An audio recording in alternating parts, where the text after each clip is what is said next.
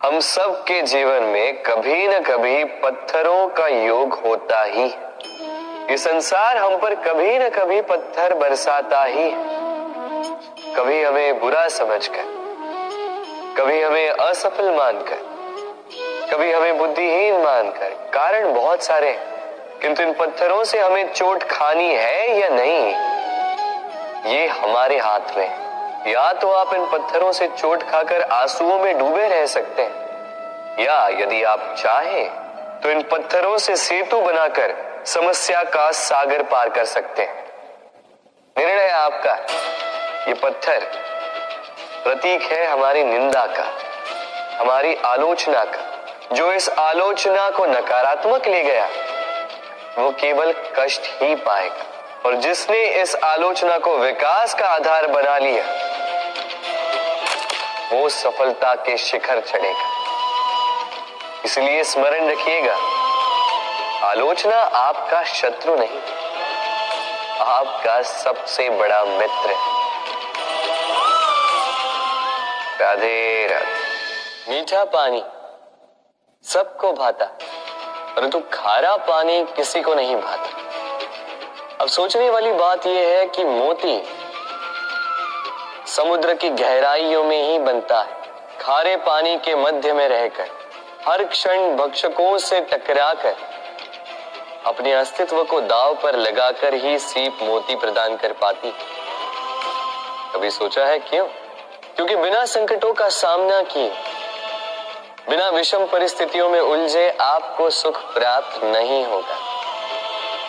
इसलिए निडर होकर संकटों का सामना कीजिए और मेरे साथ प्रेम से कहिए, राधे राधे। हम सब समय की महत्ता को पहचानते हैं। समय ही हमें बनाता है, समय ही हमें नष्ट कर देता है। कभी समय ठीक चलता है तो कभी बहुत ही खराब समय आता है। विचित्र बात यह है कि हम फिर भी समय को ही नष्ट करते हैं। स्मरण रखिएगा, समय केवल जाता है, कभी आता नहीं।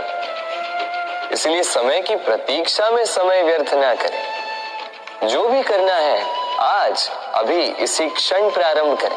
फिर चाहे वो किसी को सुख देना हो या स्वयं को बदलने का प्रयास करना हो, कुछ भी हो, विलंब ना करें, क्योंकि समय उसी का साथ देता है जो समय का सम्मान करता है।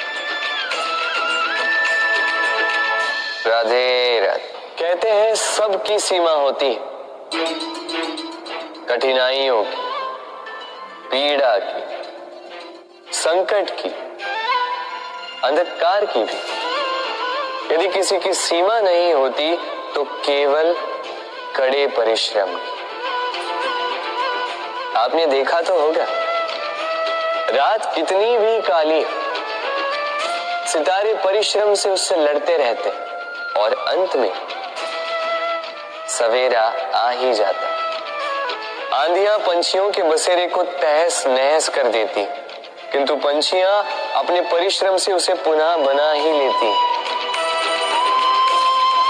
क्योंकि सीमित को असीमित से हारना पड़ता और परिश्रम असीमित। राधे राधे। बहती नदियां कितनी सुंदर होती हैं, पावन होती हैं। जहां से जाती है वहां एक नया जीवन प्रदान करती, धरा को सींचती, अकाल को दूर रखती, और कदाचित इसीलिए नदी को मां समान पूजा जाता है। किंतु क्या कभी आपने सोचा है कि नदी जन्म कैसे लेती? क्या ये प्रारंभ से ही इतनी विशाल और वेगवती होती? नहीं, वर्षा की छोटी छोटी बूंदें गिरकर मिलती एक सूक्ष्म धारा बनाती।